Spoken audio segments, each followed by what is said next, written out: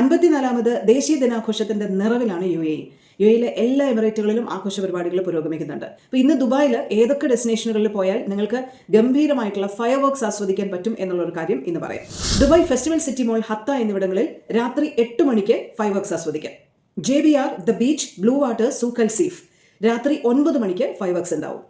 Global വില്ലേജിൽ രാത്രി 9 മണിക്ക് ഫയർ വർക്ക്സ് ആസ്വദിക്കാം. ഡിസംബർ 1 തുടങ്ങി 3 വരെ ഈ ഫയർ വർക്ക്സ് കാര്യങ്ങളും ദുബായ് ഗ്ലോബൽ വില്ലേജിൽ ഉണ്ടാവും. ഗ്ലോബൽ വില്ലേജിൽ സിൻക്രണൈസ്ഡ് ഡ്രോൺ ഷോയും ഉണ്ടാവും കേട്ടോ.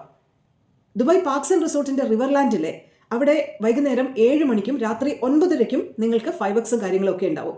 ഇവിടെ ലേസർ ഷോയും ഉണ്ടാവും 7:30, രാത്രി 8:30, 9:45.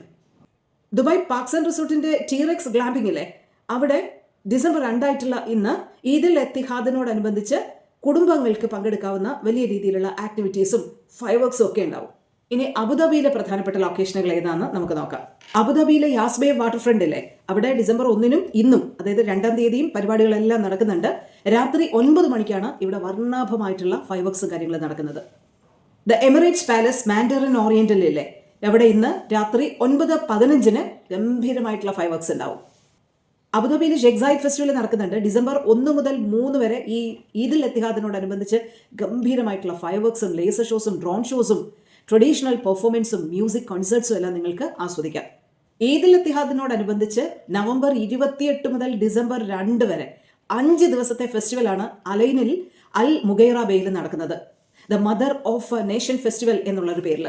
സോ ഇവിടെ എത്തുന്നവർക്ക് ലേസർ ഷോസും ഫയർ വർക്ക്സും ലൈവ് എന്റർടൈൻമെന്റും ഒക്കെ ആസ്വദിക്കാൻ പറ്റും. ബനിയാസ് ഈസ്റ്റില് ബവാബത്ത് അൽ ഷാഖ് മാളിലെ അവിടെ നവംബർ 21 മുതൽ ഡിസംബർ 7 വരെയാണ് നിരവധി ഫൺഫിൽഡ് ആക്ടിവിറ്റീസ് ആണ് ഇവിടെ കാത്തിരിക്കുന്നത്. സോ ഇന്ന് രാത്രി 8 മണിക്ക് വലിയ രീതിയിലുള്ള ഫയർ വർക്ക്സും കാര്യങ്ങളും നിങ്ങൾക്ക് ആസ്വദിക്കാൻ പറ്റും. 54ാമത് ദേശീയ ദിനാഘോഷ നിറവിലാണ് അക്ഷരാർത്ഥത്തിൽ യു എ. അതിൻ്റെ ഭാഗമാവുക. യു എയുടെ നേട്ടത്തിൽ പ്രവാസികളായിട്ടുള്ള നമുക്ക് ഓരോരുത്തർക്കും അഭിമാനിക്കാം. അതിൻ്റെ സന്തോഷത്തിൽ പങ്കുചേരാം.